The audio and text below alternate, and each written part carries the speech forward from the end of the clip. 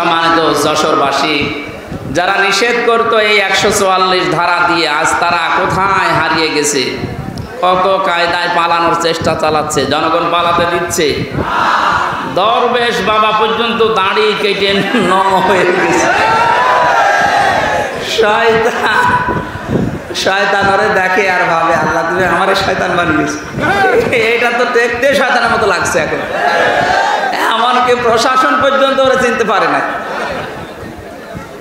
তখন ওর যে বন্ধু ছিল ওটা আরেক শয়তান।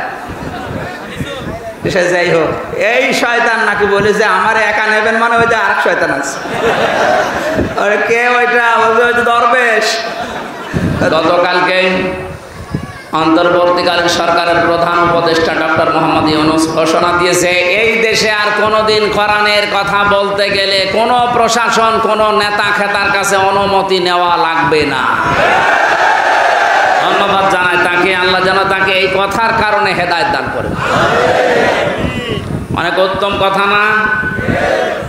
3 বছর জেল খাটার পরে মনে করলাম যে যাক, এবার মনে হয় আমার অনুমতি দেবে। ওরে আল্লাহ, এরপর দেশে আরো কঠিন। আমার কুষ্টিয়ার যে আল্লাহর ওলি ছিল মাহবুবুল আলম হানিফ, এই লোকটাই হাইব্রিড। আমি জেলখানায় যখন ছিলাম, আমার পরিবার নাকি ওনাকে বলেছিল যে আপনি ধরিয়ে দিলেন, আপনি বলে না আমার হাইব্রিড নেতা বলেছে, ওর কোনো বের হওয়ার সুযোগ নেই। আপনি তো হাইব্রিডই। এখনো যে পজিশন কুষ্টিয়ায়, আমার মনে হয় এখন তো আরো 100 ভাগ। এর আগে এই 17 বছরেও যদিও আমার সাথেও ভোটে দাঁড়াইতো, ফেল করতো। আর সে বারবার এমপি হয়ে যায় বিনা ভোটে, রাতের ভোটে। আর এই লোকটা, এই যে খুলনা বিভাগের কমিশনার যিনি ছিল, তারে ঘোষণা দিয়ে জানিয়েছে যে উনি যেন এই 10টা জেলায় কথা বলতে না পারে কোরআনের কথা। এটা জালেম না? জালেমের বাড়ি ঘর ভেঙে মানুষ ইট পর্যন্ত খুলে দিয়ে চলে গিয়েছে। কয়েকদিন আগে দেখতে গিয়েছিলাম, মানুষ বলছে নমরুদের বাড়ি কি দেখবে, ওর বাড়ি আর নেই। আমার মনে হয় এই সমস্ত নমরুদ মার্কা যারা এই 17 বছর কোরআনের অনুষ্ঠানে এসে সরাসরি আলেমদের গায়ে হাত দিয়েছে, মাইক কেড়ে নিয়েছে, দেখেননি? এগুলো পৃথিবীর বড় জালেম। এই জালেমদের বাড়িগুলো এখন আবু জেহেলের বাড়ির মতো পায়খানা বানানো দরকার। نحمده ونستعينه ونستغفره ونؤمن به ونتوكل عليه ونعوذ بالله من شرور أنفسنا ومن سيئات أعمالنا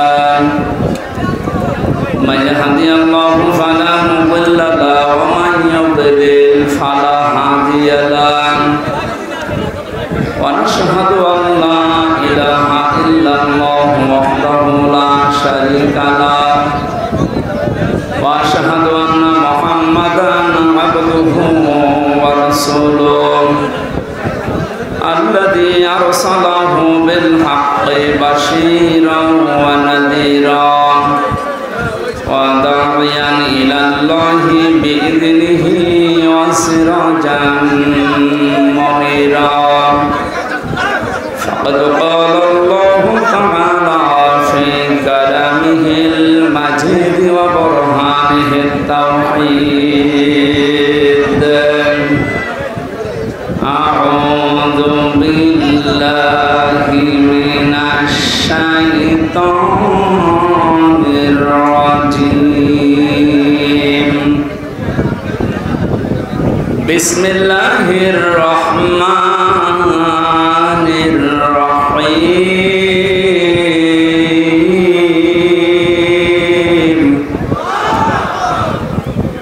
إن الله اشترى من المؤمنين أنفسهم وأموالهم بأن لهم الجنة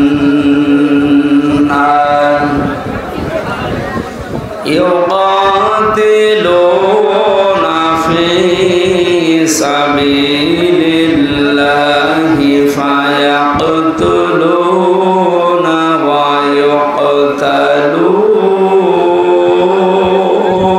ويقتلون وعدا حقا في التوراة والإنجيل والقرآن ومن أوفى بعهده من الله فاستبشروا ببيعكم الذي بايعتم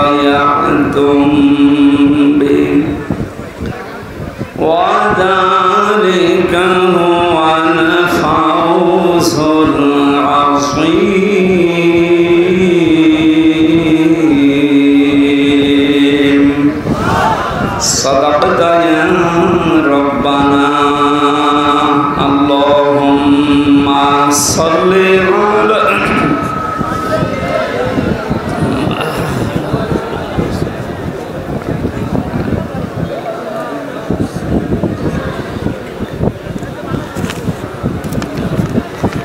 রেখো মনেতে ভয় বান্দা খোদার দূর হয়ে যাবে বাধা সব তোমার আমার এক মালিক আছেন আছেন আমাদের রব। আলহামদুলিল্লাহ।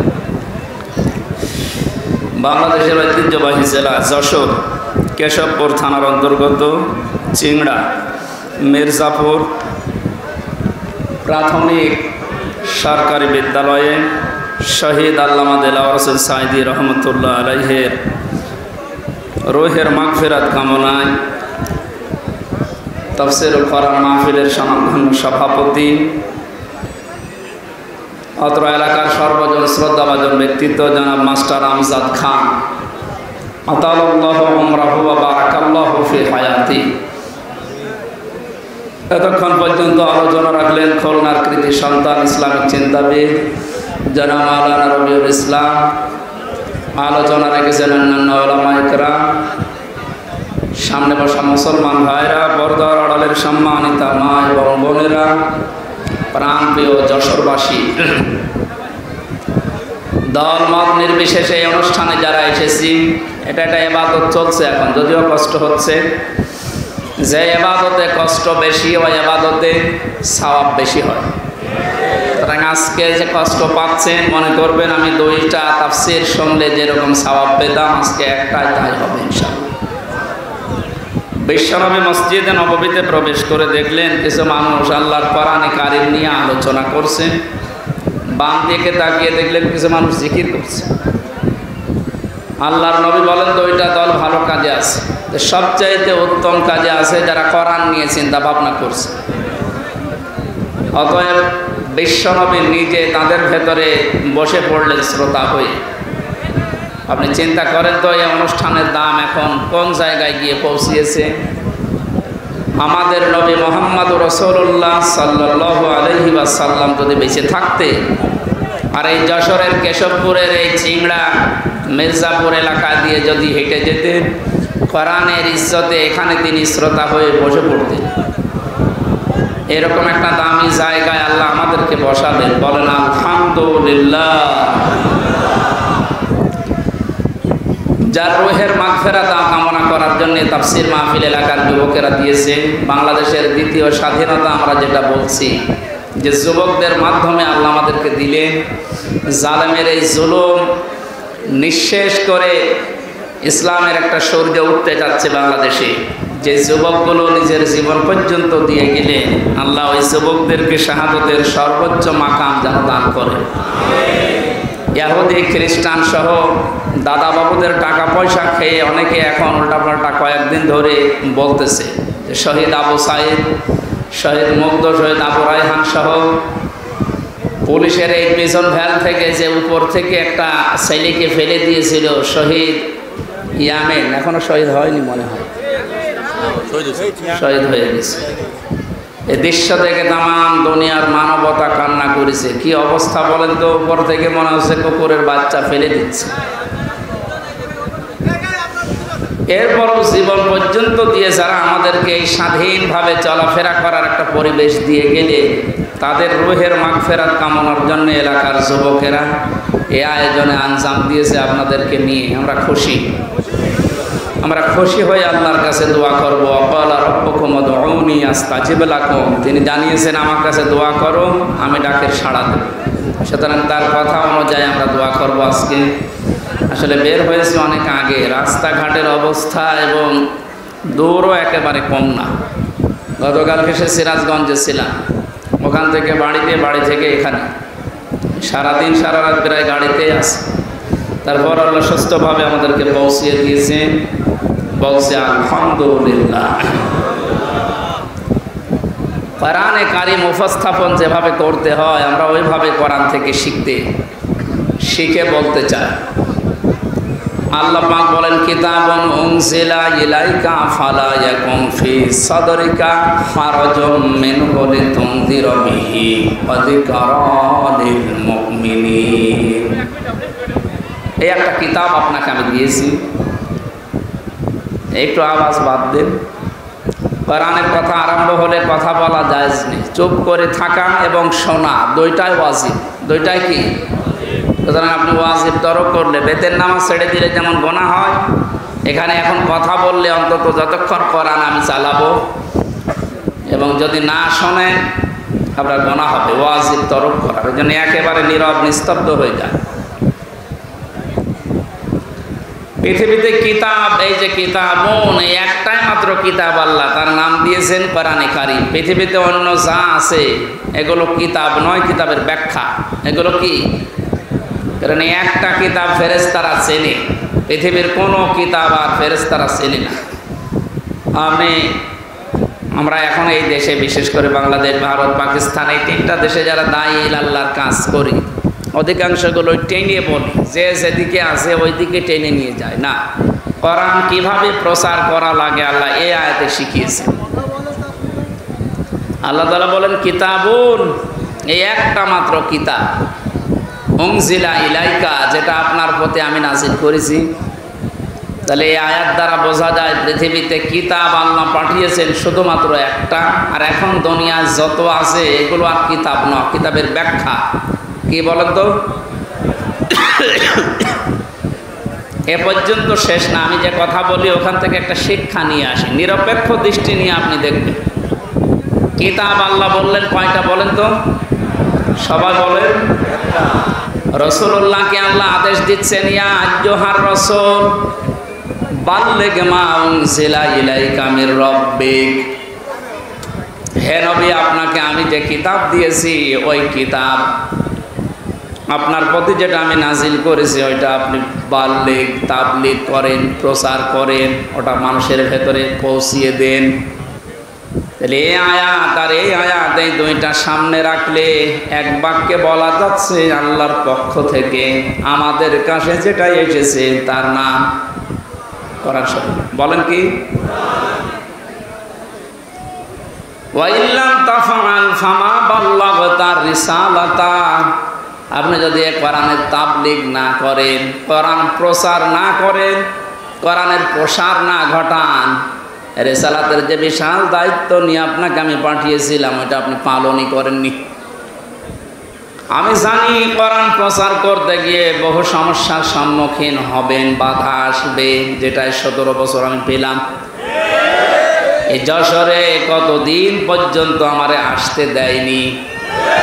কিছুদিন আগেও যিনি দায়িত্বে ছিলেন, আল্লাহর একটা অভিশপ্ত বান্দা, এই মলয় কুমার না পলয় কুমার, কি নাম জানো, এদের নাম বলাও তো দুষ্কার। এ বহু তাফসির মাহফিলে যশোরে আমির হামজা নাম দেখলে 144 ধারা দিয়ে দিত। এখন আল্লাহ ওরে 144 ধারা দিয়েছে। ওরে যদি সত্যিই কেউ পায় পিটিয়ে মেরে ফেলবে। আমি 3 বছর ছিলাম জেলখানায়, রিমান্ডে যতদিন ছিলাম, এই খুলনার এক, আমি নাম নিতে ওদের ঘৃণা করি, কি শেখ লাগানো আছে আগে আর পরে, সে যাই হোক, এ আসল শেখ না, এই চাকরি নেওয়ার জন্য আর এই পদ বাড়ানোর জন্য শেখ লাগিয়েছে। খুলনার ফুলতলা এলাকায় বাড়ি। এই লোকটা রিমান্ডে ঝামেলা করেছিল। আল্লামা দেলাওয়ার হোসেন সাইদি রহমতুল্লাহ আলাইহে ওনার কণ্ঠ আর একটা যুবতী মেয়ে লোকের কণ্ঠ লাগিয়ে, দুই দিকে কণ্ঠ লাগিয়ে কিভাবে কি উল্টাপাল্টা কথা যেগুলো শুনলেও ঘৃণা লাগে। মানে স্বামী স্ত্রী যা বলে বিছানায় এরকম কিছু কথা প্রায় 8-10 মিনিট রেকর্ড করে আমার রিমান্ডে শোনাচ্ছে। এই দেখেন আপনার বড় হুজুর কি বলছে। আমার মনে হয় শয়তান পর্যন্ত বিশ্বাস করবে না, অথচ শয়তানরা বিশ্বাস করে। আমারা যখন মাটির নিচে নিয়েছিল ওখানে মাঝে মাঝে বলতো, দেখো তোর বড় হুজুরকে আমরা জেলখানায় রেখে দিয়েছি, কেউ কিছু ছিঁড়তে পারে না। এদের মুখের ভাষা দেখেছে। আমি এখন ওদের নামে মামলা দেব,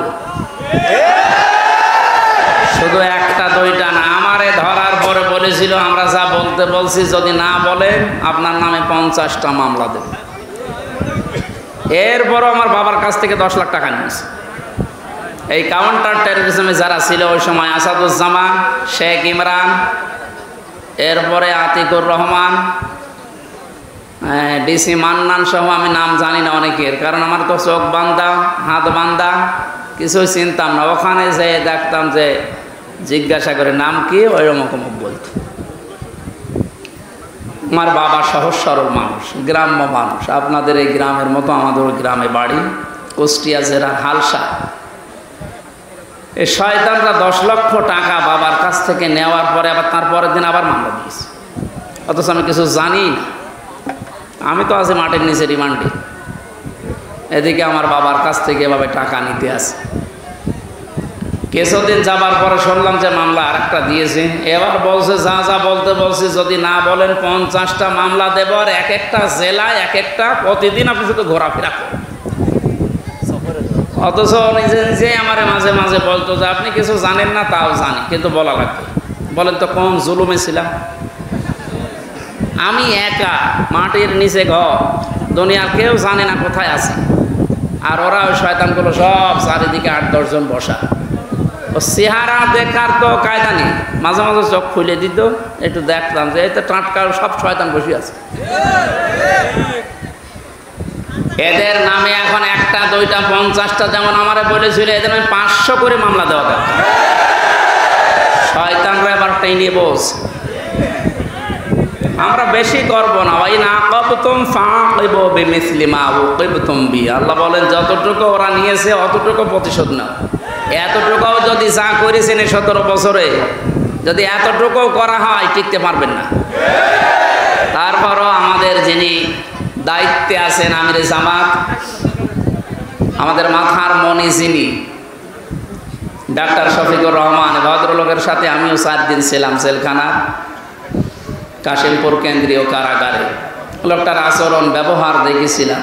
উনি যেহেতু ঘোষণা দিয়েছে যে না অন্যায় ভাবে না, যতটুকু যার জুলুম হয়েছিল অতটুকু নিয়ে বাকিটা মাফ করে দিতে, আমরা মাফ করে দেব, কিন্তু যা করেছিলেন ওটা করার পর।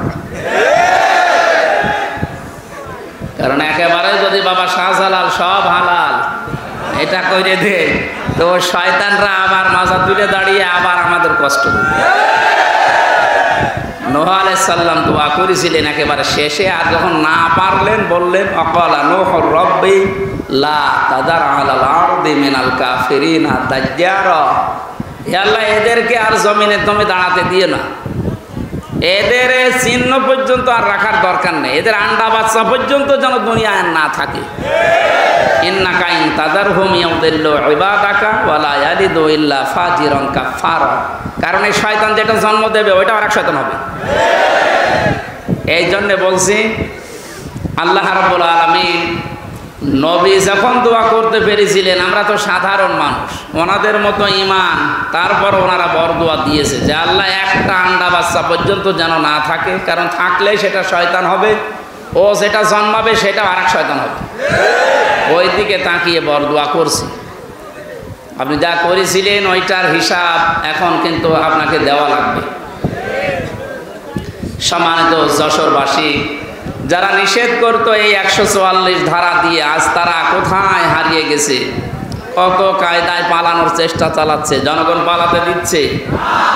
দরবেশ বাবা পর্যন্ত দাড়ি কেটে নম হয়ে গেছে। শয়তান ওরে দেখে আর ভাবে, আল্লাহ তুমি আমারে শয়তান বানিয়েছো। এটা তো দেখতে শয়তানের মতো লাগছে এখন, এমনকি প্রশাসন পর্যন্ত ওরা চিনতে পারে না।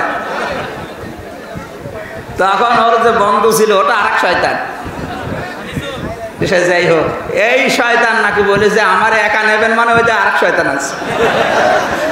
কে ওইটা বলবে? ওই যে দরবেশ। দরবেশ তো চেনা যায় না, শেষ পর্যন্ত নিয়ে গেছে দুইজনে। এখন একে ডিম খাচ্ছে উপরে নিচে বিভিন্ন জায়গায়। ডিমে জায়গা মতো দেওয়া দরকার। এরা মাটির নিচে আমারে নিয়ে যে নখ তোলে না, এই নখ তুলে নেয় যে সমস্ত জিনিস দিয়ে, এগুলো দেখাচ্ছিল যে এইগুলো দিয়ে আমরা নখ তুলি, আপনারও তুলব। সে যে অসহায় ছিলাম ওই রিমান্ডের ওই 10 দিন, আল্লাহ জানে আর আমি জানি। কারণ দুনিয়া আছে কিনা আমি তো জানি না, কোথায় আছে আমি নিজেও জানি না। যোগাযোগ বিচ্ছিন্ন করে দিয়ে 3টা বছর জেলখানায় আমারে আলাদাভাবে রাখতো। আমার আর মাওলানা মামুনুল হক রাখতো একেবারে ফাঁসির কন্ডেম সেলের ভেতর, 24 ঘন্টা তালা মারা, কেউ কথা বলতে পারবে। আমার মতো হাজার লক্ষ মানুষের এই দীর্ঘশ্বাস যেটা এখন ফেললাম, এটা একটা দীর্ঘশ্বাস না? এই শ্বাসগুলো আল্লাহর দরবারে কবুল হয়ে গেছে। একেবারে মানে অপরাধ যখন পরিপূর্ণ হয়ে গেছে তখন আল্লাহ ধরেছে একবারে আর ছাড়ে নাই। আল্লাহ রাব্বুল আলামিন এই যে মানুষগুলোর জন্য কোরআনের কথা বলতে আমরা আসতে পারতাম না, আজকে একেবারে ওপেনভাবে বলার মতো সুযোগ দিলে আল্লাহর জমিনে আল্লাহর কথা বলবো 96% মুসলমানের দেশে, মাত্র কয়েকটা মালায়নের কারণে বলতে পারতাম না। ওদের হেদায়েত কামনা করে লাভ নেই। অনেকে বলে যে হুজুর ওদের জন্য দোয়া করেন, ওদের জন্য দোয়া করে হবে না, কারণ আল্লাহু লা ইয়াহদিল কওমাজ জালিমিন, জালেমদেরকে আল্লাহ হেদায়েত দেয় না। আল্লাহ যখন বলছে জালেমদের হেদায়েত দেব না, আমি দোয়া করে করবো কি? সুতরাং দোয়া করে যখন হবে না তো বদদোয়া করি। আল্লাহ ওরা যা কামাই করেছে বৈধ অবৈধ ভাবে, বৈধ তো না, সবই অবৈধ, কারণ চাকরিও অবৈধ। ঘুষ দিয়ে চাকরি নিয়েছে, হয় কোটায় পেয়েছে নাই ঘুষ দিয়ে পেয়েছে। আর এর দ্বারা যত কিছু কামাই করেছে ডান হাত বাম হাত আরো বিভিন্ন হাত দিয়ে, সব টাকা তো সব টাকা হারাম। আমার বাবার কাছ থেকে যা নিল আপনি কি এটা হালাল মনে করছেন? ওরা হারাম না? এই টাকাগুলো এখন যারা দায়িত্বে আছে সরকারের আহ্বান জানাবো, দেশকে উপরে তুলতে হলে এই শয়তানদের টাকাগুলো সব নিয়ে আসে। কোনো মানবতা এদের প্রতি নেই। এদের যেমন মানবতা ছিল না, এদের এই টাকা পয়সা ঘর বাড়ির জমি জায়গা যা করেছে সব বিক্রি করে এসে রাষ্ট্রের কোষাগারে জমা দিন, দেখেন দেশটা দাঁড়িয়ে। আর এদের স্বাধীন করার জন্য যারা হাত হারিয়েছে, পা হারিয়েছে, চোখ হারিয়েছে, 5 তারিখে আমার কুষ্টিয়ায় আমার সামনে 14 জন মারা গেছে। আমি পরের দিন সকালে কয়েকজনকে বাড়িতে দেখতে গিয়েছিলাম যে কিভাবে চলছে দেখি। 2 মাস চলার মতো যা লাগে খাদ্য খোরাকি দিয়েছি। হাসপাতালে যেয়ে আমি দেখতে গেলাম, দেখি একজনের হাত নেই, একজনের লজ্জাস্থান নেই, এমন জায়গায় গুলি লেগিয়েছে, লজ্জাস্থান উড়ে গেছে। এই জায়গায় ঠেকিয়ে লাগিয়েছে গুলি, এই বুকে লাগিয়েছে গুলি। এই যে অসহায় মানুষগুলো আর চিৎকার করছে, হাড় ভেঙে চলে গেছে, 4-5টা হাড় একেবারে ভেঙে গেছে। এখানে কুষ্টিয়ায় হবে না, নিয়ে যাও যশোরে, যশোরে হবে না, নিয়ে যাও ঢাকায়, এভাবে দৌড়াচ্ছে। আমরা আহ্বান জানাবো এই মানুষগুলোর অবদান যেন আমরা অস্বীকার না করি। এই শয়তানদের টাকা পয়সাগুলো এখন সিজ করে এদের পরিবারকে দেওয়া দরকার, তাহলে অন্তত কিছু হলেও মানবতা দেখানো হবে। যে আল্লাহ আমাদেরকে কোরআনে কারিমের এই অনুষ্ঠানে এনে এখন ওপেনভাবে কথা বলার সুযোগ দিয়ে দিলে, কিতাব থেকে, কি থেকে বলেন তো? আল্লাহ বলেন আপনি তাবলীগ করবেন কোরআনে, অথচ বিশ্বের দিকে আজ তাকান, কোরআনের তাবলীগ করতে গেলে সমস্যা ছিল, আর বাংলাদেশে তো আরো বেশি ছিল। আমি কয়েকদিন আগে মালয়েশিয়া, সিঙ্গাপুর সহ কয়েকটা দেশ থেকে ঘুরে আসলাম। কই ওই সমস্ত দেশে তো, সিঙ্গাপুরে আমার মনে হয় 96% খ্রিস্টান আর বৌদ্ধ, মুসলমান 4%। কই ওখানে তো কোরআনের কথা বলতে নিষেধ নেই। আর এখানে 96% আমরা মুসলমান বাস করতাম, এরপরও কিতাব থেকে কথা বলতে গেলেই বাধা। হ্যাঁ, আপনি বাবার জীবনী বলেন, অসুবিধা নেই। বাবার জীবনী রং চং দিয়ে বলেন, কোনো অসুবিধা নেই। সে বাবা মরা হোক আর জিন্দা হোক, কথা বলতে গেলে বাধা দিত। কিসের কথা? আল্লাহ এই জন্য ইয়াসিমুকামিনান নাস দিয়েছেন। আমি জানি যে বাধা আসবে, বিভিন্ন সময় কোরআনের কথা বলতে বলতে গিয়ে বাধা এসেছে এবং আসবে। আপনাকে আমি আল্লাহ নিজে সাহায্য করব। ওই আল্লাহ এখন আর নেই। এখনো যদি সত্যি আমাদের ঈমান ওই পর্যায়ে পৌঁছি, আমরা কোরআনের তাবলীগ আরম্ভ করি, দল মত নির্বিশেষে সবাই, আল্লাহর সাহায্য এখনো দেখা সম্ভব।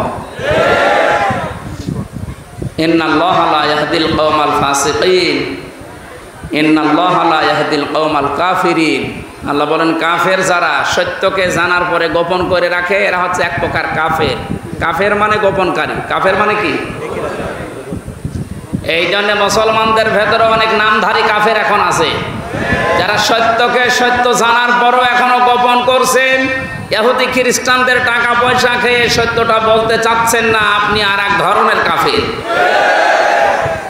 গত 2 দিন একটা ভিডিও দেখে খুব মন খারাপ হয়ে গেল। এই যে আহলে হাদিসের নামে এক ভাই, কি রফিক না কি নাম যেন, কোথা থেকে লেখাপড়া করেছে আমি জানি না, উনি বলছে শহীদ আবু সাইদ, ও শহীদ হয়নি, ও নিজে আত্মহত্যা করেছে।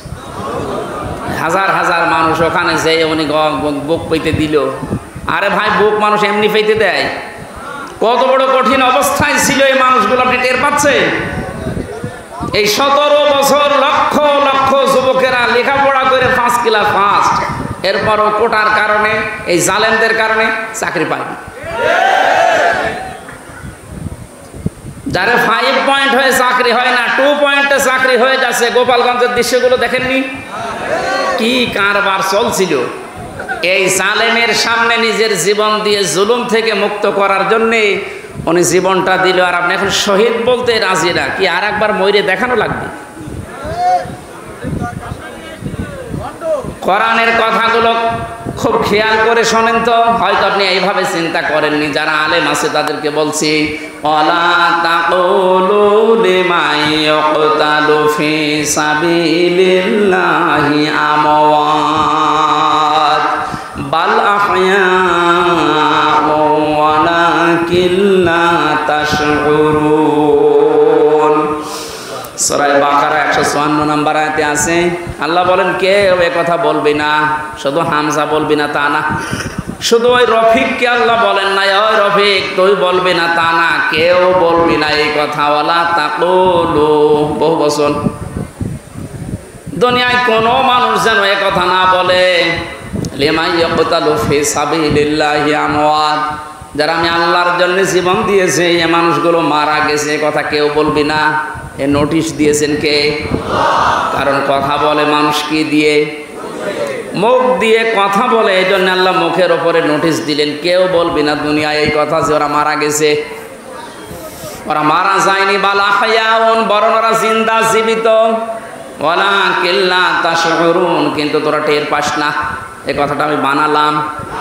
বলেন, শহীদ এই শব্দটা যে কত উঁচু শব্দ, কত দামি শব্দ, আপনি টের পাননি। তাই আপনি তো কোনা চেয়ে কোনার ভেতরে থাকেন, বলে আমরা কি কোরআনের কথা বলি না? আরে বেটা, কোরআনের কথা বলেছিল শহীদ আল্লামা দেলাওয়ার হোসেন সাঈদী, 13 বছর জেলখানায় কাটিয়েছে। কোরআনের কথা বলেছিল আমাদের ইমাম আবু হানিফা, 8 বছর জেলখানায় কাটিয়েছে। কোরআনের কথা যারাই বলেছে তাদের জীবন পড়েন।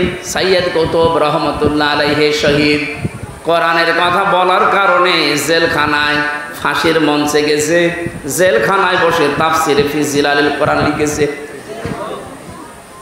কোরআন একদিকে কথা বললে জালেমরা জেলে দিয়ে জুলুম করে, হত্যা করে, মেরে ফেলে। এই যে আল্লামা দেলাওয়ার হোসেন সাঈদীর নামের আগে আপনি শহীদ লিখেছেন, এটা খেলা করার জন্য না। কারণ অনেকেই বলছে উনি মারা গেছে। কে বলেছে মারা গেছে? ওনাকে মেরে ফেলা হয়েছে। উনি আমার পাশের ছেলে ছিল, উনি 1 নম্বরে, আমি 4 নম্বরে। হুজুর সাথে একদিন দেখা হয়েছিল 10 মিনিটের জন্যে। যেদিন ওনারে নিয়ে যায় আমি তো ওই সময় জানি না উনি মারা গেছে। পরের দিন সংবাদ পেলাম। পাশাপাশি জেলে, কিন্তু সংবাদের কোনো মাধ্যম নেই, কেউ বলেও না যে উনি মারা গেছে। পরের দিন পেপার আসলো, দেখলাম উনি মারা গেছে। পরবর্তীতে বাইরে আসার পরে যে ভিডিওগুলো দেখলাম, ওনাকে যখন নামায় গাড়ি থেকে যে একটা হাসি দিয়েছিল, এই হাসি দেখেই বোঝা যাচ্ছে যে ওনাকে অবশ্যই মেরে ফেলা হয়েছে। এই সত্যটা প্রকাশ করার জন্য যে ডাক্তার দায়িত্বে ছিল কোলাঙ্গার এই মোস্তফা জামানকে একটু নিয়ে আসেন তো দেখি, এমনি সব বেরিয়ে যাবে। এই জন্য উনি মারা গেছে কথা জীবনও বলবেন, ওনাকে মেরে ফেলা হয়েছে। ওই জেলের যখন দায়িত্বে ছিল জেলার সুপার, তারা এখন সব সত্য কথা বলে ফেলছে, কারণ ভয় এখন আর নেই। জালেম সব বিদায় নিয়েছে, এখন সব সত্য বেরিয়ে যাচ্ছে। ওরা বলছে ওনারা আমাকে যেদিন নিয়ে যাবে সেদিন বলেছিল একটু সই করেন, আপনাকে আমরা মুক্ত করে দেব নির্বাহী আদেশে। এ কথা শোনার পর একটা হাসি দিয়েছিল যে না জানি এতদিন পরে আমার পরিবারের তো লোক, আমার অনুসারী যারা, আমার কলিগ যারা, আমার সাথে যারা ইসলামী আন্দোলন করে, অন্তত তাদের সাথে আমার দেখা হবে, এই জন্য তিনি হাসি দিয়েছিলেন। এই মিথ্যা কথা বলে সই করিয়ে নিয়ে বের করে সে ইঞ্জেকশন পোষ করে মেরে ফেলেছে। নবীজি জানিয়েছেন কেউ যদি পাহাড় থেকে পড়ে মরে যায় ও শহীদ, কেউ যদি পানিতে ডুবে মরে যায় ও শহীদ, কেউ যদি আগুনে পুড়ে মারা যায় ও শহীদ। বানালাম, শোনেননি কোনোদিন? আগুনে পুড়ে মরে গেলে যদি শহীদ হয়, অ্যাক্সিডেন্টে মারা গেলে যদি শহীদ হয়, তাকে একেবারে সরাসরি আপনি মেরে ফেললেন, সব বের হবে ইনশাল্লাহ। এই জন্য শহীদ এই শব্দটা যার তার নামের আগে লাগাবেনও না। কোন জালেমের আগে এই শব্দ লাগানো জায়েজ নেই, কারণ শহীদ এটা আমার আল্লাহর বন্ধু। কিয়ামতের দিন যে 4 প্রকার মানুষের সাথে থাকার জন্য আহ্বান জানানো হয় আল্লাহর কাছে, তার ভেতরে শহীদ 3 নম্বরে। আমাইয়ুতিল্লাহ ওয়ার রাসূল ফাউলাইকা মা'আল্লাযীনা আন'আমাল্লাহু আলাইহিম মিনান নাবিয়্যিনা ওয়াস-সিদ্দীকিনা ওয়াশ-শুহাদা'i ওয়াস-সালিহিন। আল্লাহ রাব্বুল আলামিনের জন্য সকল মানুষের মুখের উপরে নোটিশ দিয়েছেন, এই কথা কখনো বল। জালেমের জুলুমের সামনে জীবন দিয়েছে, এতটুকু আল্লাহ শেষ করেননি। মানুষ যেহেতু মুখ দিয়ে বলতে পারে, এই জন্য মুখের উপরে নোটিশ দেওয়ার পরে আল্লাহ অন্তরের উপরে নোটিশ দিয়েছে। কারণ মানুষ ধারণা করে কি দিয়ে, কথা বলেন না কেন? ওয়ালা তাহসাবান্নাল্লাযীনা কুতিলু ফী সাবিলিল্লাহি আমওয়াতা বাল আহয়াউন ইনদা রাব্বিহিম ইরযাকুন। এটা সূরা আলে ইমরানের 159 নম্বর 69 নম্বর আয়াতে আছে। 4 নম্বর পারার 11 নম্বর পৃষ্ঠার 7-8 নম্বর লাইনে আছে। তাফসীরে ফি জিলালিল কোরআনে পাবেন। আল্লাহ পাক বলেন ধারণাও করবি না, যারা আমি আল্লাহর জন্য জীবন দিয়েছে এই ধারণা করবি না যে ও মারা গেছে। মুখ দিয়ে বলা নিষেধ, ধারণা করাও। এক কথা বলো না কেন? ধারণা করবি না কেন? বালা হয়াউন, বরং তারা জীবিত, জিন্দা, ইনদা রাব্বিহিম ইরযাকুন, তারা তবে রবের কাছে রিজিক পাচ্ছে। ও যশোরবাসী, মানুষ ঘুমিয়ে থাকলে খাওয়া লাগে, বলে না কেন? জীবিত থাকলে খাওয়া লাগে, জেগে থাকলে খাবার খেলে মানুষের রক্ত, কোষ্ঠ, চর্বি, চামড়া এগুলো তৈরি হয়। সুতরাং বাস্তবতা এইটাই, যেহেতু ওনারা জীবন দিয়ে শহীদ হয়েছে, এজন্য মারা যায়নি, ওনারা এখনো জীবিত, আল্লাহর কাছে খাবার পাচ্ছে, তাও জান্নাতি খাবার। খাবার খেলে মানুষের শরীরে রক্ত তৈরি হয়, এর বাস্তব প্রমাণ আমির হামজা, নবীজির চাচা হযরতে হামজা রাদিয়াল্লাহু তাআলা আনহু শহীদ হওয়ার পর তাকে যখন কবরে দেওয়া হয়, 30 বছর পরে মদিনায় একবার বিশাল ঢল হয়েছিল, ব্যাপক। এই ঢলের কারণে তার কবরটা ভেঙে চলে এসেছিল, পানি দিয়ে রক্তে স্রোত আসছিল পানির ভেতর থেকে। ওই সময় উহুদের ময়দানে হযরতে হামজার সাথে যারা যুদ্ধ করেছিল, এখন তারা মুরব্বী হয়ে গেছে।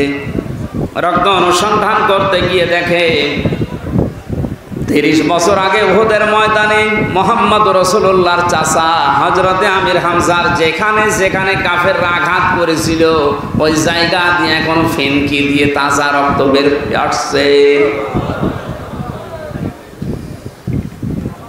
উনি যদি খাবার না খাবে 30 বছর পরে শরীরে রক্ত আসলো কোত্থেকে বলেন?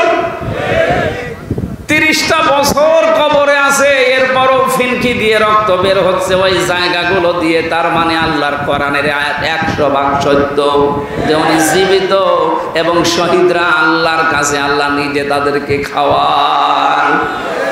এই জন্যে যারা একথা বলছেন আজ মানুষের ভিতরে বিভ্রান্তি ছড়াচ্ছেন, অবশ্যই আপনি কিছু না কিছু মনে হয় খেয়েছেন।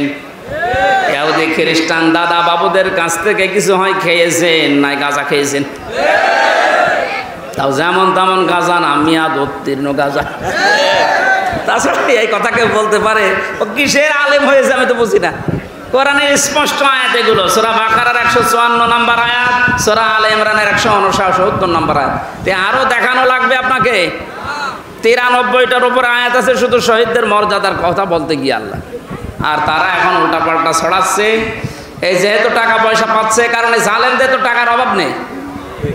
কোটি কোটি টাকা এখনো বিভিন্ন জায়গায় জালেমদের আছে। ওই টাকাগুলো এই জালেমদের দেশ, কারণ এগুলো আর একটা জালেম। কোরআন যারা গোপন করে এরা আল্লাহর কাছে সবচাইতে বড় জালেম। এটা তো আমি বানালাম নাকি?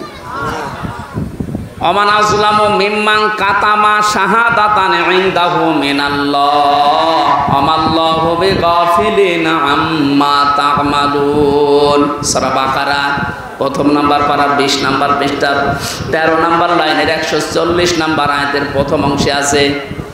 আল্লাহ পাক বলেন, বড় জালেম দেখতে চাও দুনিয়ায়? আমেরিকায় যাওয়া লাগবে না, ভারতে যাওয়া লাগবে না। সব চাইতে বড় জালেম আমি আল্লাহর নিকটে। আসলাম ইসমে তাফজিল, এর চাইতে বড় শব্দ আর নেই। এটা সুপারলেটিভ ডিগ্রি। আল্লাহ বলেন, বড় জালেম আমি আল্লাহর কাছে ওই লোকটা যার কাছে কোরআন থাকার পরে দুনিয়ার কোনো স্বার্থ পেয়ে গোপন করে দেয়। এটা বাংলাদেশে নেই। এখানে কিতাব প্রচার করা লাগবে আমাদের। কি প্রচার? সব দল মত বাদ দিয়ে যদি কিতাব প্রচার করতে পারতাম, বাংলাদেশে যেমন ইসালে সাহাবে বাধা দেয়নি, ওরস শরীফে বাধা দেয়নি, মিলাদ শরীফে বাধা দেয়নি, নওরোজ শরীফ হয়, খসরত শরীফ হয়, গোসল শরীফ হয়, কোনো বাধা নেই। তাহলে তাফসিরুল কোরআন মাহফিলেও কোনো বাধা আর থাকবে না। খুশির বিষয়, কালকে গতকালকে অন্তর্বর্তীকালীন সরকারের প্রধান উপদেষ্টা ডক্টর মোহাম্মদ ইউনূস ঘোষণা দিয়েছে, এই দেশে আর কোনোদিন কোরআনের কথা বলতে গেলে কোনো প্রশাসন, কোনো নেতা খেতার কাছে অনুমতি নেওয়া লাগবে না। ধন্যবাদ জানাই তাকে। আল্লাহ যেন তাকে এই কথার কারণে হেদায়েত দান করে। অনেক উত্তম কথা না? 3 বছর জেল খাটার পরে মনে করলাম যে যাক এবার মনে হয় আমার অনুমতি দেবে। ওরে আল্লাহ, এরপর দেশে আরো কঠিন। আমার কুষ্টিয়ার যে আল্লাহর ওলি ছিল মাহবুবুল আলম হানিফ, এই লোকটাই হাইব্রিড। আমি জেলখানায় যখন ছিলাম আমার পরিবার নাকি ওনাকে বলেছিল যে আপনি ধরিয়ে দিলেন। আপনি বলে না, আমার হাইব্রিড নেতা বলেছে, ওর কোনো বের হওয়ার সুযোগ নেই। আপনি তো হাইব্রিডই। এখনো যে পজিশন কুষ্টিয়ায় আমার মনে হয় এখন তো আরো 100 ভাগ। এর আগে এই 17 বছরেও যদিও আমার সাথেও ভোটে দাঁড়াইতো, ফেল করত। আর সে বারবার এমপি হয়ে যায় বিনা ভোটে, রাতের ভোটে। আর এই লোকটা এই যে খুলনা বিভাগের কমিশনার যিনি ছিল তারে ঘোষণা দিয়ে জানিয়েছে যে উনি যেন এই 10টা জেলায় কথা বলতে না পারে কোরআনের কথা। এটা জালেম না? জালেমের বাড়ি ঘর ভেঙে মানুষ ইট পর্যন্ত খুলে দিয়ে চলে গিয়েছে। কয়েকদিন আগে দেখতে গিয়েছিলাম, মানুষ বলছে নমরুদের বাড়ি কি দেখবে, ওর বাড়ি আর নেই। আমার মনে হয় এই সমস্ত নমরুদ মার্কা যারা এই 17 বছর কোরআনের অনুষ্ঠানে এসে সরাসরি আলেমদের গায়ে হাত দিয়েছে, মাইক কেড়ে নিয়েছে, দেখেননি? এগুলো পৃথিবীর বড় জালেম। এই জালেমদের বাড়িগুলো এখন আবু জেহেলের বাড়ির মতো পায়খানা বানানো দরকার। বিশেষ করে আমার কুষ্টিয়া, এরা 2 ভাই, আতা পাতা আর হানিফ। আরো আছে শয়তান, আমি নাম নিলাম না। এইগুলোর বাড়ি এখন দেখে দেখে অনেকে বলছে হ্যাঁ দাবি তোলে এগুলো আমরা আবু জেহেলের বাড়ির মতো সরকারি পায়খানা বানাবো। জায়গাগুলো অভিশপ্ত। ওর বাড়ির আশপাশে যারা, তারাও এখন বরদোয়া করছে যে কি করতে জালেমের বাড়ির পাশে বাড়ি বানালাম। যশোরবাসী, কোরআনের যে মেসেজটা দেওয়ার জন্য পর্যন্ত আসলাম, তাহলে কোরআন আজকে থেকে প্রচার করা লাগবে দল মত নির্বিশেষে। এটা দায়িত্ব মনে করে, এটা কিন্তু নামাজের মতো ফরজ একটা কাজ। আমি আবার একটা কথা স্মরণ করাচ্ছি, 17 বছর যারা তাফসির মাহফিলে, ওয়াজ মাহফিলে, কোরআনের অনুষ্ঠানে আলেমদের মাইক কেড়ে নিয়েছে, বাধা দিয়েছে, অনুমতি দিতে চাইনি, একটাকেও কোনো মাফ নেই, কোনো ছাড় নেই। এদের অর্থ সম্পদগুলো এখন কোরআনের প্রচারের কাছে ব্যয় করবেন। আর এদের ওই বাড়ি ঘর জায়গা জমি যেগুলো আছে ওগুলো তো অভিশপ্ত জায়গা, ও জনগণের জন্য টয়লেট বানানো লাগবে। এইটাই হবে উত্তম বিচার। কারণ ও জায়গায় কেউ মানে বসবাস করতেও চাইবে না, কারণ জায়গাটাই অভিশপ্ত। আমরা হজে গিয়েছিলাম, একটা জায়গা আছে, ওই জায়গা থেকে পেছন থেকে আওয়াজ দেওয়া হয় যারা মুআল্লিম, বলে এই জায়গা তাড়াতাড়ি পার হন, এটা গজবের জায়গা। তাহলে গজবের জায়গা তাড়াতাড়ি পার হওয়া দরকার। এই গজবের জায়গাগুলো আবু জেহেলের বাড়ির মতো টয়লেট বানানো দরকার। এমনকি সর্বোচ্চ গজবের জায়গা যেটা এদেশে মানুষ ভেঙে আগুন ধরিয়ে পুড়িয়ে দিয়েছে, ওই জায়গাটাও এখন টয়লেট বানানো দরকার। আমি কাবা শরীফ তাওয়াফ করার পরে উপর দিয়ে ঘুরছিলাম, হঠাৎ করে পুলিশ আমারে, আমি বললাম ভাই এতক্ষণ তো ভালো ছিলাম, এখন আমার পেটে ব্যথা করছে। আমার বলে ইয়া হাজিউল হুজ্জা তাই না বিলাদুকা, হাসি দেশ কোথায়? যে তুমি বাংলাদেশ, বাংলাদেশ থেকে এসেছি। ওনার ভাষা দিয়ে আমারে বলছে আপনি জানেন না এটা কোন জায়গা? না তো। যে আবু জেহেলের বাড়ি, আপনি এখনো পায়খানা না করে দাঁড়িয়ে আছেন, তাড়াতাড়ি করে। আরে আল্লাহ, পায়খানা করে দেখি আমার পেটের ব্যথা ভালো হয়ে গেছে। তার মানে এই বাড়িগুলো এখন ওই রকম অভিশপ্ত, ওখানে গেলে কিছু না করলে পেটের ব্যথা ভালো হবে না। সে 32 নাম্বার বলেন আর 16 নাম্বার বলেন আর 48 নাম্বার বলেন, এই সমস্ত জায়গাগুলো এখন পায়খানা বানানো সব জনগণের দাবি। এখান থেকে জুলুমের সূচনা হয়ে সারা দেশে ছড়িয়েছে। কথা বলেন, আপনার এখনো জালেমদের প্রতি সিম্পিতি কাজ করে, তাহলে ব্যারিস্টার আরমানের স্ত্রীর কাছে আপনি কি জবাব দেবেন বলেন? এই আয়না ঘর বানিয়েছে মানুষগুলো। অনেকে মনে করে আয়না ঘর মানে চারিদিকে আয়না দেওয়া। কিসের আয়না? আমি ওই 10 দিনে কোনো আয়না কিছু পাইনি, এমন একটা ভয়ঙ্কর জায়গা। আমার আজমের স্ত্রী অন্য জায়গায় শেষ পর্যন্ত বিয়ে করে ফেলেছে গত বছর। কি জবাব দেবেন তার স্ত্রীর কাছে? এখন আপনি জালেমের পক্ষে কথা বলেন। কিছুই যদি না করা যায়, অন্তত আয়না ঘর যারা বানিয়েছিল আর এর সাথে যারা জড়িত, তাদের এই এক অপরাধের কারণে ফাঁসি দেওয়া কোনো ব্যাপারই। অত বড় জুলুম একটা, দুনিয়ায় বেঁচে থাকতেও জানে না যে আমি বেঁচে আছি কিনা। কখন জোহর হয়, কখন আসর হয়, কখন দিন হয়, রাত হয়, কিচ্ছু বোঝা যায় না। আপনি মানুষ, এখনো পর্যন্ত বলে যে আমি কি করেছি যে আমি পালিয়ে যাব। কি করেছে সামনে? কি করেছি তোরে আমি নিয়ে ওই জায়গায় তো মাত্র খালি তো 8 বছর না, শুধু 8 দিন আটকিয়ে রাখবো, এমনি মরে যাবে। এই খেলা হবে যে লোকটা বলেছিল এই কাওয়ারে নিয়ে ওখানে আটকে রাখা। শয়তান এখনো পর্যন্ত বলে আমরা কি করলাম যে আমাদের পদত্যাগ করা লাগবে। আপনি টের পাচ্ছেন না? টের পাচ্ছেন? আপনি আয়না ঘরে চলেন, আপনি ওই ডিবি অফিসে চলেন। আহ্বান জানাচ্ছে, এটা যেহেতু রেকর্ড হচ্ছে, বাংলাদেশে শুধু ওই ডিসিএফআই এর যে আর্মির নিচে ওই মাটির আয়না ঘর না, এই শুধু এই কাউন্টার টেররিজম এই ডিবি অফিসে না, বাংলাদেশের বহু জেলাতে এখনো গোপালগঞ্জ সহ অনেক জায়গায় আয়না ঘর আছে। এই জায়গায় এখনো মনে হয় মানুষজন আছে, যদি খোঁজ নেওয়া যায় পাওয়া যাবে। যারা আছে তাদেরকে এই মুহূর্তে মুক্ত করার দাবি জানাচ্ছি। এর চাইতে মানবতা বিরোধী অপরাধ আর হয় না। আল্লাহ আমাদের সম্মতি দান করুন। কোরআন প্রচার করতে গেলে গোপনকারী আল্লাহর ভাষায় জালেম। আমরা জালেম হতে চাই? সুতরাং তেলাওয়াত কিন্তু আয়াতটা সামনে রেখে, যেহেতু তাফসীর লিখেছেন, হক আদায় করার একটু চেষ্টা চালাচ্ছি। সব বাদ দিয়ে দিলাম।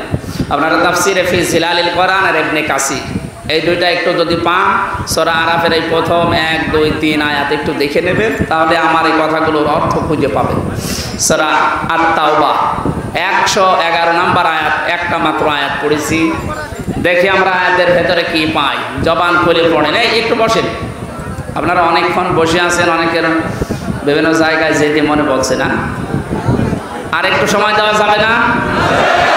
আউযু বিল্লাহি মিনাশ শাইতানির রাজিম।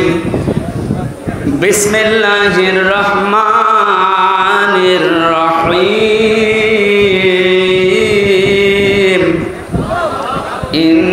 ইন্নাল্লাহা আশতারা মিনাল মুমিনিনা আনফুসাহুম ওয়া আমওয়ালাহুম বিআন্না লাহুমুল জান্নাহ। সাদাকাল্লাহুল আযীম। আল্লাহ পাক বলেন, অবশ্যই আমি আল্লাহ, এই আল্লাহর কথা শোনাচ্ছি, খুব খেয়াল করি। অবশ্যই আমি আল্লাহ কিনে নিয়েছি, ক্রয় করে নিয়েছি মুমিনদের কাছ থেকে, তাদের জান এবং মাল বিনিময়ে তাদেরকে জান্নাত দিয়ে দিয়েছি। 4টা কথা পেয়েছি আয়াতে। কয়টা? আপনারা শুনছেন তো? এখানে সরাসরি কিনা বেচা চলছে। কিনতে চাচ্ছেন কে? তাহলে এখানে ক্রেতার নাম কি বলেন? আরো জোরে বলেন। বিক্রেতাকে? না না, আমরা না, মুমিনরা। কারা? এ বেনজিরের সম্পদ আল্লাহ কিনবে? এক কথা বলেন। যা সম্পদ সবই তো অবৈধ। এ পলকের সম্পদ কিনবে? এ পলয়ের সম্পদ কিনবে? আল্লাহ এই জন্য মিনাল মুমিনিনা দিয়েছেন। যার তার কাছে আল্লাহ কিনতে চান না, কারণ যেটা দিতে চাই এটা তো দুনিয়ার কোনো সাধারণ জিনিস না, এটা জান্নাত। সে জান্নাতের একটা শিকের মূল্য তামাম বিক্রি করলে হবে না, এরকম একটা দামি জিনিস দিয়ে আল্লাহ কিনতে চাচ্ছেন। সবারটা না। মিনাল মুমিনিনা না দিয়ে আল্লাহ যদি মিনাল মুনাফিকিনা দিত, তাহলে এদেশে সবারটা আল্লাহ কিনতো। কথা বলে না কেন? এই জন্য আল্লাহ কিনতে চান সরাসরি মুমিনেরটা। কারটা? এদেশে মুমিন এখন কম না বেশি? দিন দিন বাড়তেছে। এ 5 তারিখ পর্যন্ত মুমিন মাত্র এই দেশে কোরআন আর হাদিস অনুযায়ী মাত্র 20% ছিল। এই 5 থেকে আজ 21, এই কয়দিন? এই 16 দিনে অলরেডি একটা জরিপ পেলাম, 35 ভাগের উপরে মানুষ এই দেশে আছে এখন যারা ইসলাম রাষ্ট্রীয়ভাবে চাচ্ছে। যেভাবে শুরু হয়েছে আমার তো মনে হচ্ছে এভাবে যদি কিছুদিন চলতে থাকে 51 ভাগ তৈরি হতে আর বেশি দিন লাগবে না। কারণ এটা কোরআনের নির্দেশ, আরাআইতান নাসা ইয়াদখুলুনা ফি দীনিল্লাহি আফওয়াজা। হে নবী, আপনি যখন দেখবেন যে আল্লাহর সাহায্য এসে গেছে, বিজয় তখন পাবেন, আর বিজয় হলে দলে দলে মানুষ ইসলামে প্রবেশ করবে। শুধুমাত্র ডাক্তার মতিউর রহমান এবং আলেমদের একামতে দিনের দায়িত্ব যারা পালন করে, এই কর্মী, এই খাদেমদের একটু চেষ্টার কারণে আমরা চর্মচোখ দিয়ে দেখতে পাচ্ছি এই দেশে আজ দলে দলে মানুষ বুঝে ইসলামে প্রবেশ করছে। এমনকি জালেমদেরও যারা সাপোর্ট করতো তারা বলছে না, ভুল হয়ে গেছে, তারা এখন ইসলামে আসতেছে। এই হিসাবে 35 ভাগ প্রায় হয়ে গেছে। 51 ভাগ যদি হয়ে যায় এই দেশটা একটা রোল মডেল হয়ে যাবে। কোরআনের কথা কখনো মিথ্যা হবে না। চর্ম চোখে আমরা দেখতে চাই যে এই কোরআন দিয়ে বাংলাদেশ চলছে। এই 16 দিনে যদি 20 থেকে 35-15 ভাগ বেড়ে যায়, আর 20 দিন সময় দেন, 51 ভাগ পার হয়ে যাবে ইনশাআল্লাহ।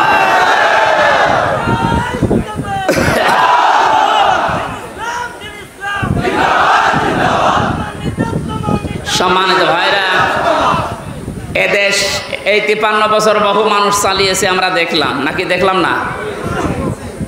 কি বাবা চালিয়েছে, স্বামী চালিয়েছে, বউ চালিয়েছে, ভাবি চালিয়েছে, আরো যা বলেন চাচাও চালিয়েছে 9 বছর। এক কথা বলছে না কেন? শুধুমাত্র এখন দেখতে বাকি আছে যে কোরআন দিয়ে দেশ চললে কেমন দেখা যায়।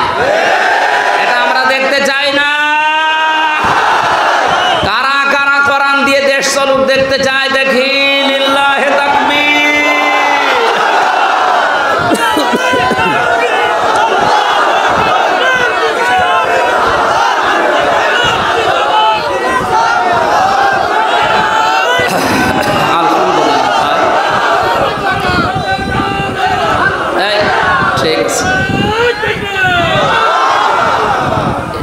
তুলেছেন আল্লাহর জন্যে তো নাকি লোক দেখানোর জন্যে? এটা যেন আল্লাহর জন্য হয়। সামনে সময় আসলে আপনি এই হাতটা দেখাবেন যে আমি হাত তুলেছিলাম, কোরআন যেন কায়েম হয়। কোরআন তো ফেরেশতারা এসে কায়েম করে দিয়ে যাবে। বলেন, অন্যান্য ধর্মের যারা আছেন অনেকে ভয় পান যে আমাদের কি হবে। কি হবে মানে আপনারা আরো আরামে থাকবেন। যে জুলুমের শিকার হয়েছিলেন, জালেমরা মন্দির ভেঙে দোষ দেয় মুসলমানদের। সুতরাং এইটা আর হবে না যদি এইটা থাকে। ওয়ালা তাসুব্বুল্লাযীনা ইয়াদউনা মিন দুনিল্লাহ, আল্লাহ বলেন কোন হিন্দুর দেবতাকে পর্যন্ত গালি দিবা না। যেখানে দেবতাকে গালি দেওয়া নিষেধ সেখানে মন্দির ভাঙা জায়েজ হবে? এটা আপনি কায়েম করতে দেন এই দেশে। আপনি অন্য ধর্মের তাই কি আপনি এটার পক্ষে আসেন, আপনিও নিরাপদে থাকবেন ইনশাআল্লাহ। ডাক্তার শফিকুর রহমান আজকে ঘোষণা দিয়েছে, কোরআনে কারিম যদি সত্যি এই দেশে কায়েম হয়, মেয়েরা যে উল্টাপাল্টা ধারণা করে ধারণা একটাও থাকবে না, সবচাইতে বড় নিরাপদে থাকবে তারা। মেয়েদের কোনো গ্যারান্টি পাওয়া যাচ্ছে না, নিরাপদে থাকবেন আপনারা। এই জন্য ওই জায়গায় যদি যেতে হয় 100 জনের 51 জন মানুষ লাগবে। 100 জনের কতজন? 51 জনের ভেতরে যদি এই যশোর, কেশবপুর, মনিরামপুরে কেউ আসে, ফিরিয়ে দেবে? অবশ্যই আপনাকে চেষ্টা করা লাগবে। আপনি এইটার পক্ষে আছেন, কারণ এইটা যদি ওখানে যায় আপনি নিরাপদে থাকবেন মায়ের কোলে শিশুর মতো। আল্লামা দেলাওয়ার হোসেন সাইদি রহমতুল্লাহ আলাইহি ওনার এলাকায় যখন তাফসির মাহফিলে যেতাম পিরোজপুরে, হিন্দুরা পর্যন্ত, আমি তো যেতাম ওই সময় বাসে অথবা এ করিমন নসিমন, এই সময় গাড়ি তো ছিল না। ওই সময় যে রিকশায় উঠতাম, ভ্যানে উঠতাম, হিন্দুরে জিজ্ঞাসা করলে বলতো আমরা আসি এই মাওলানা থাকাকালীন মায়ের কোলে যেমন শিশু থাকে ঠিক ওই রকম আছে। একটা হিন্দু যদি আলেমের পক্ষে কথা বলতে পারে, অথচ এই দেশের বহু মুসলমান নামধারী জালেম এই আলেমের ফাঁকি চেয়েছে। তার ভেতরে অবৈধ বিচারপতি মানিক একজন, শাহরিয়ার কবির একজন, জাফর ইকবাল। এক কথা বলছে না কেন? এগুলো মানুষ নামে কলঙ্ক না? আজকে এই শয়তানদের নামে দেখলাম কে যেন মামলা দিয়েছে। একটা দিলে হবে না, এদের নামে 1000 করে মামলা দেওয়া লাগবে। বহু শয়তানি করেছে এই 17 বছর। ব্যারিস্টার সুমন তো মানুষের ভেতরে পড়ে, এটা ধোঁকাবাজ। 3 তারিখ 2 তারিখ পর্যন্ত বলছিল জীবন গেলেও পালাবো না, 4 তারিখে পালিয়েছিল। কি শয়তানের শয়তান! এখন বাইরে যে লাইভ করছে যে আমার ভুল হয়ে গেছে, আমি মাপ চাই। কিসের মাপ? তুই এদিকে আয়, তোর গোড়া থেকে কেটে বাদ দেওয়া হবে। তুই যে কত বড় শয়তান! সম্মানিত ভাইরা, এই জন্য আল্লাহ যার তার তা যেহেতু কিনতে চাচ্ছেন না, আমাদের আগে মুমিন হওয়া লাগবে। কি হওয়া লাগবে বলেন তো? নবীজিকে প্রশ্ন করা হয়েছে, হে নবী, মুমিন আমি বসবো কি করে? আল্লাহর নবী বলেন, ইদা সাররাতকা হাসানাতুকা ওয়া সাআতকা সাজ্জিয়াতুকা ফাহুয়া মুমিন। তোমার যখন ভালো কাজগুলো আনন্দ দেবে, যে আমার ভালো লাগছে, ভালো কাজ করলে আমার আনন্দ লাগে, আমি সুখ পাই। আর অন্যায় কাজ দেখলেই তোমার কষ্ট লাগবে, জালেমদের কথা বললেই তোমার কাছে কষ্ট লাগবে, তখন বুঝবে যে তোমার ভিতরে ঈমান আছে। সুতরাং আজ আপনি ঈমান আছে কিনা কাবা শরীফের ইমামের কাছে জিজ্ঞাসা করা লাগবে না, নিজের কাছে জিজ্ঞাসা করেন। ভালো কাজ দেখলেই ভালো লাগবে, অন্যায় দেখলে আপনার কাছে কষ্ট লাগবে, বুঝবেন আপনার ছিটা ফোটা হলেও ঈমান আছে। আর যদি ভালো কাজ দেখলে আপনার আর রাগ হয়, অন্যায় কাজ দেখলে যদি আপনার কষ্ট না লাগে, আপনি হজ করতে পারেন এ দরবেশের মতো, আপনার ঈমান নেই। আমি 16 সালে হজে গিয়েছিলাম, ওই সময় শুনেছি দরবেশ কাবার পাশে সবচাইতে বেশি টাকা আত্মসাৎ করেছে শয়তান। 32,000 29,000 কোটির উপরে, একটু না 29,000 টাকা ও কোটি টাকার উপরে খরচ হয়েছে পদ্মা সেতু বানাতে। কেউ কেউ বলেছে 32,000। আর ওই শয়তানের এক ব্যাংকে টাকা আছে বাইরের দেশে 32-36,000 কোটি টাকা। টাকাগুলো যদি এখন ফেরত নিয়ে আসা যায়, আর একটা পদ্মা সেতু বানানো যাবে। যারা আজ খালি চিল্লা তোদের নিজের টাকায় পদ্মা সেতু, কিন্তু তোমার বাবার টাকা, টাকাগুলো সব এইভাবে আত্মসাৎ করে করে বাইরে পাঠিয়েছে, বেগমপাড়া বানিয়েছে, আর এদিকে বলে যে একটা সেতু বানাতে পারে না। এখনো 4-5টা সেতু বানানোর টাকা ব্যাংকে পড়ে আছে শুধু এই শয়তানদের। ডক্টর মোহাম্মদ ইউনূস সহ যারা দায়িত্বে আছেন আরো কঠোর হওয়া লাগবে।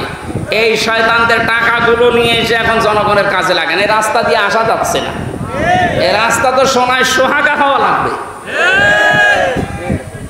পালিয়েছে এই যশোর, কেশবপুর, মনিরামপুর সহ যারা অনেকেই পালিয়েছে। এদের টাকা পয়সাগুলো এখন রাস্তায় ঢালা দরকার নেই। রাস্তা এখন মানুষ, আমাদের গাড়ি আসতে পারিনি, আমি মোটরসাইকেলে আসলাম। এই জন্য আমাদের উচিত হচ্ছে, আল্লাহ যেহেতু যাত্রাটা কিনতে চাচ্ছেন না শুধু মমিনটের, এই জন্য আমরা মমিন হতে চাই।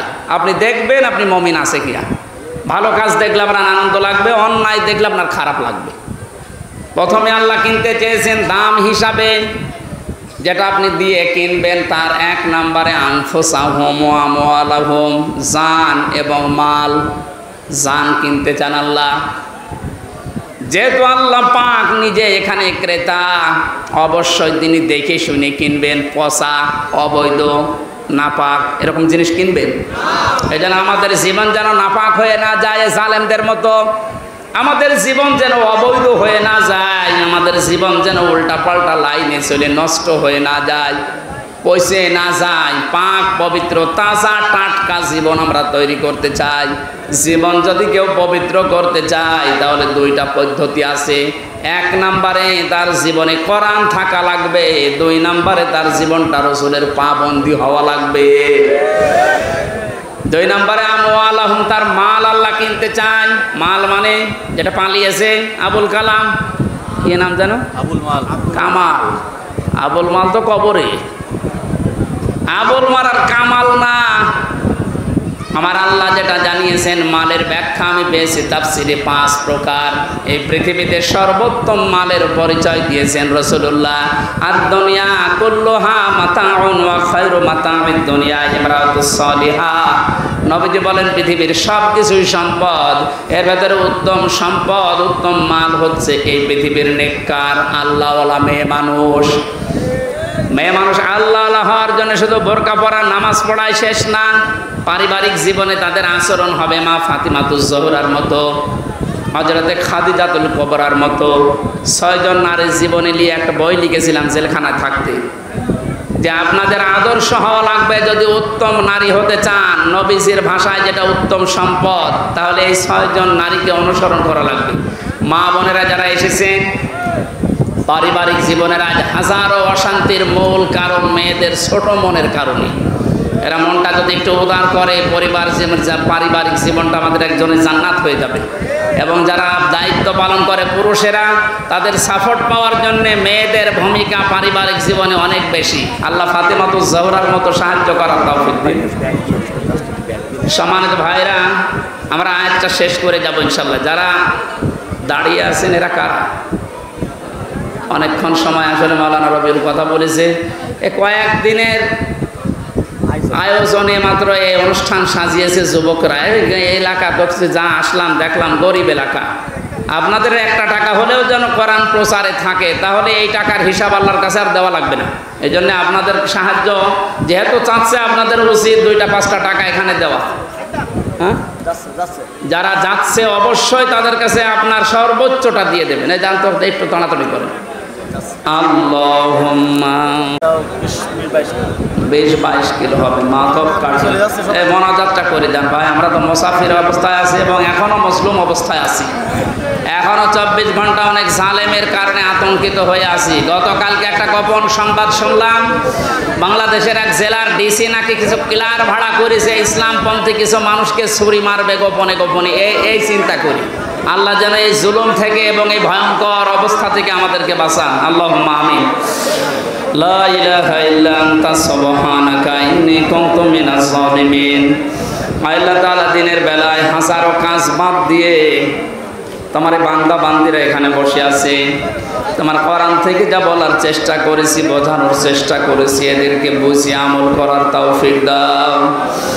শহীদ আল্লামা দেলাওয়ার হোসেন সাইদি রহমতুল্লাহ আলাইহি সহ যত মানুষ দেশের জন্য শহীদ হয়ে গেল জীবন দিয়ে, আল্লাহ তাআলা এই যুবকদেরকে তুমি শাহাদাতের সর্বোচ্চ মাকাম দান করো। এই আয়োজনে যে যুবকেরা চেষ্টা চালিয়েছে এদের কর্মসংস্থানের ব্যবস্থা করে দাও, এলাকার উপরে তোমার রহমত নাযিল করো। মা বাবা যারা আমরা এখানে অনেকে উপস্থিত আছি, আমাদের মা বাবাদেরকেও মাফ করে দাও। আল্লাহুম্মা গফিরলি ওয়ারহামনি ওয়াহদিনি ওয়াফিনি ওয়ারযুকনি ইয়া রাব্বাল আলামিন। আল্লাহ, বড় আশা বড় আকাঙ্ক্ষা, চোখে আমরা একটু দেখতে চাই যে কোরআন দিয়ে দেশটা চললে কেমন দেখা যায়। তুমি দয়া করে মরণের আগে এই দৃশ্যটা একবার আমাদেরকে দেখাও। আগামীতে এই মাহফিলটা কোরআন প্রসারের জন্য বিশাল আকারে কবুল করো। তুমি মমিনদের কাছ থেকে জান আর মাল কিনতে চেয়েছো, আমাদেরকে পরিপূর্ণ মমিন হওয়ার তৌফিক দাও। তোমার বানানো ওই বাগান ওই জান্নাত আমাদের কপালে তুমি লিখে দাও। বারাকাল্লাহু লানা ওয়া লাকুম ফিল কোরআনিল আযীম। আল্লাহ মাওলানা রবিউল ইসলাম এখানে কথা বলেছে, বড় ভাই আবু সাঈদ এখানে কথা বলেছে, এদের কথাগুলোকে মানার তৌফিক দাও।